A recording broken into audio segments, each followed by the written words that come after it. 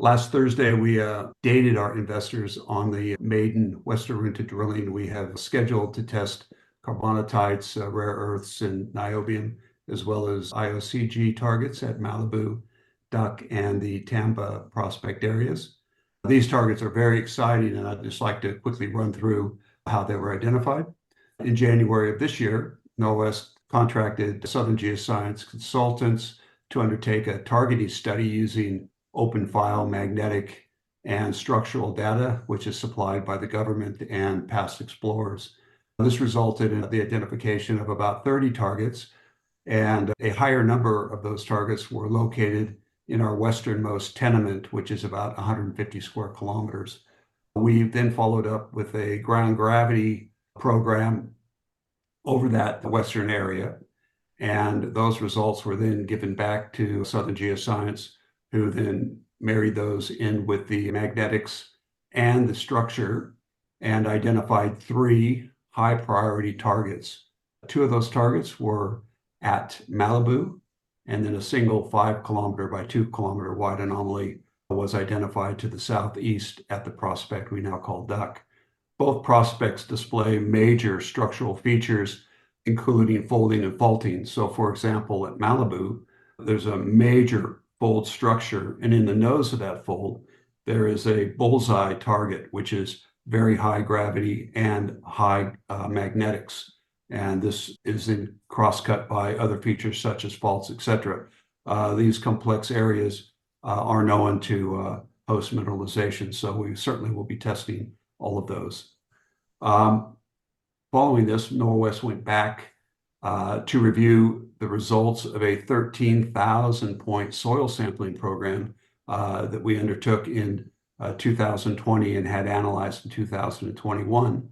The independent geochemist then identified a number of targets which he ranked as high priority, moderate priority, low priority.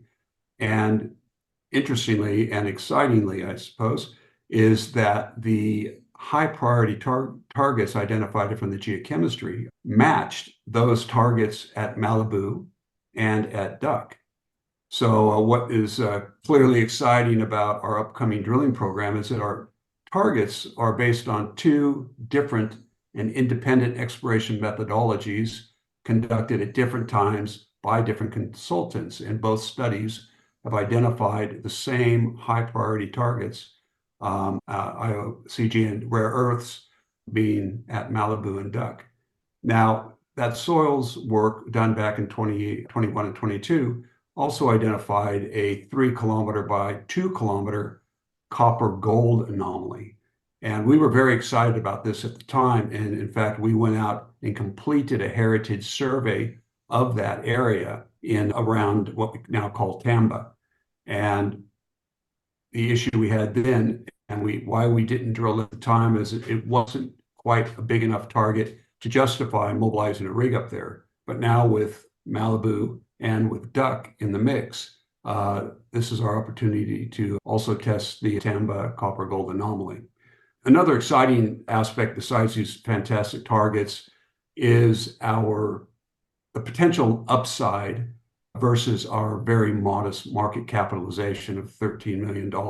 I mean, this is not even a fraction of the valuations that are being given to groups operating in the area, such as Encounter, $200 million market cap, and of course, WA1 with their $1.1 billion market cap. So in my opinion, even a single hit in any 3 of these target areas, I think we're going to see our share price rock and roll, to be honest. And I think it's very exciting times for us indeed.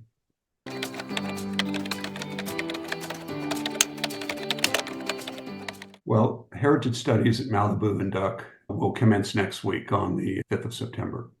An Air Corps rig is scheduled to mobilize and commence drilling at our Tamba copper gold target in mid-September. As you recall, that is heritage cleared. The rig will then shift down to the west to the Duck prospect, and then finally up to Malibu, following the completion of their heritage studies. The overall plan is to drill 120 Air Corps holes, and we'll be testing multiple targets within each project area. So roughly 40 holes per project prospect area. The plan is, and why we're using an air core rig, is we will drill from the surface through the weathered oxide zone and then several meters into the fresh rock. And this can be anywhere from 5 meters from surface to 105 meters from surface. Just depends on the rock types and the amount of weathering. The idea is not to target the actual carbonatite pipe or the IOCG intrusive. What we're looking for is to intersect the weathering. So these intrusives have been weathering for millions and millions of years, and they create a blanket over the top, much like a mushroom cap. And drilling the wide-spaced shallow holes is probably the best way to intersect these blankets. And these blankets have been concentrated, so they're quite economic and valuable if you can hit one. Plus, it will lead you to the source or the carbonatite pipe. So to do that wide space drilling using an air core rig, we're able to cover a lot of ground and test a lot of targets without spending too much money. So our first round of drilling will be fairly wide spaced air core drilling, looking to locate one of these rare earth mineral blankets or niobium or even hematite brecciated material that forms around the IOCG targets. So with a bit of luck, as I like to say, and some good science, NOS hopes to be reporting some exciting drill results very soon.